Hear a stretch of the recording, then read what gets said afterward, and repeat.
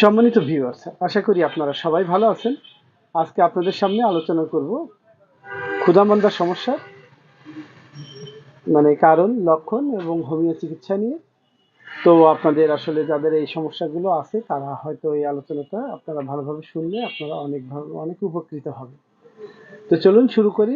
Anorexia, যেটা আমরা ক্ষুধামন্দা বলে থাকি, আর অ্যানোরেক্সিয়া এখন আসলে ব্যাপকভাবে দেখা দিচ্ছে, বিশেষ করে তরুণ প্রজন্মের ছেলে মেয়েদের ভিতরে এই না খাওয়ার সমস্যাটা অত্যাধিক। এবং বয়স্ক মহিলাদের ক্ষেত্রেও এটা মহিলা এবং পুরুষ উভয়ের ক্ষেত্রে এই খিদা লাগে না এবং মুখে রুচি নাই, খাওয়া দাওয়ার প্রতি অনীহা এবং খাবার দেখলেই বমি বমি ভাব আসে, খাইতে অনিচ্ছা। তো এই সমস্যা যাদের আছে এটা এখন ব্যাপকভাবে বৃদ্ধি পেয়েছে এবং এই সংক্রান্ত বেশ কিছু ওষুধও ব্যাপকভাবে বাজারে প্রচলিত আছে। তো চলুন আলোচনা করি অ্যানোরেক্সিয়া নিয়ে। অ্যানোরেক্সিয়া একটি মানসিক এবং শারীরিক অবস্থা যেখানে একজন ব্যক্তি অস্বাভাবিকভাবে খাবার খেতে অস্বীকৃতি জানায় এবং প্রচণ্ডভাবে অতিরিক্ত ওজন কমানোর চেষ্টা করে। এটি মূলত অ্যানোরেক্সিয়া নার্ভোসা নামে পরিচিত, যা একটি খাওয়ার অস্বাভাবিক আচরণজনিত সমস্যা। এই রোগে আক্রান্ত ব্যক্তি নিজের শরীরের প্রতি অত্যাধিক নেতিবাচক মনোভাব পোষণ করে এবং সাধারণত এটি মানসিক আত্মবিশ্বাসের অভাব এবং মানসিক সমস্যার চাপের ফলে এই সমস্যার সৃষ্টি হয়। তো অ্যানোরেক্সিয়ার কারণগুলো যদি আমরা দেখি, অ্যানোরেক্সিয়ার বহুবিধ কারণ আছে। তার ভিতরে প্রথম যেটা হচ্ছে সেটা হচ্ছে যে মানসিক চাপ। মানসিক চাপের ভিতরে আছে আত্মবিশ্বাসের অভাব, দুশ্চিন্তা বা আত্মগ্লানির অনুভূতি। এই সমস্যাগুলো ব্যক্তি খাবার খেতে অস্বীকৃতি জানাতে প্রচলিত করে, বিশেষ করে যাদের অত্যাধিক ওবেসিটির সমস্যা আছে তাদের ভিতরে এই সমস্যাটা বেশি দেখা দেয়। তারপরে পারিবারিক বা সামাজিক চাপ। সামাজিক বা পারিবারিক চাপের কারণে বিশেষ করে শারীরিক সৌন্দর্য বা মানসিকতার প্রতি অত্যাধিক মনোযোগ দেওয়া এটি অ্যানোরেক্সিয়ার ঝুঁকি বাড়াতে পারে। তারপরে অত্যাধিক ওজন কমানোর ইচ্ছা।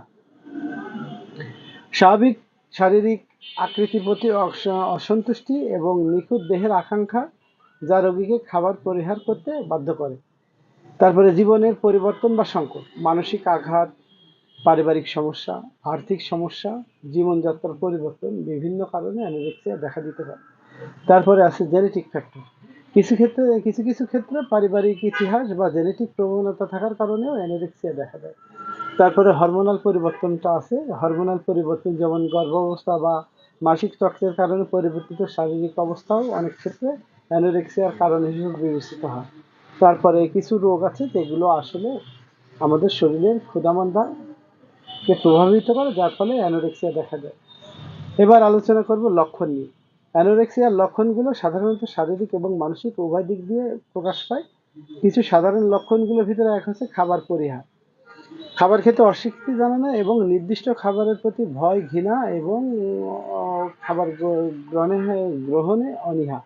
তারপরে অস্বাভাবিক ওজন কমানো। দ্বিতীয় যেটা আছে এটা হচ্ছে সাধারণ বা স্বাভাবিক ওজন থেকে খুব কম ওজনের প্রতি আকৃষ্ট হয় এবং সেই কারণে খাবার দাবার প্রতি আগ্রহ চলে যাওয়া। তারপর আছে পাতলা বা অসুস্থ শরীর, শারীরিক অস্বাভাবিক ক্ষীণতা, ত্বকের নিচে হাড় গঠন স্পষ্ট হওয়া, এগুলো অ্যানোরেক্সিয়ার কারণ বা লক্ষণ। তারপরে ঘন্টার পর ঘন্টা খাবার এড়ানো। অনেক সময় দেখা যায় যে দীর্ঘ সময় অভুক্ত থাকা, ইচ্ছাকৃতভাবে এই অভুক্ত থাকার কারণে একসময় অ্যানোরেক্সিয়া তৈরি হয়। তো এই ছিল লক্ষণ।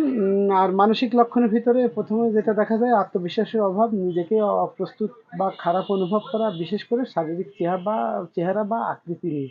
তারপর স্বীকৃতির অভাব, ওজন বাড়ানোর অত্যাধিক ভয় এবং যে কোনো প্রকার খাবারের প্রতি অস্বীকৃতি জানানো, এটা একটা মানসিক লক্ষণ। তারপরে খাবারের প্রতি মনোযোগ বাড়ানো, খাবারের প্রতি অতিরিক্ত মনোযোগ দেওয়াও খাবার এড়িয়ে যাওয়ার অন্যতম প্রধান কারণ।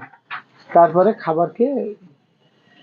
খাবার না খাওয়ার পরামর্শ দেওয়া, খাবার না খাওয়ার ক্ষেত্রে বিশেষ করে নিয়ম বা রীতি যেগুলো ওই অ্যানোরেক্সিয়ার অন্যতম কারণ হয়। কারণ অনেক ক্ষেত্রে বা আমাদের পরিবারের থেকে বেশ কিছু খাবারকে বলে দেওয়া হয় এগুলো এড়িয়ে চলার জন্য, যা অ্যানোরেক্সিয়ার অন্যতম কারণ হিসেবে একটা সময় দেখা দেয়।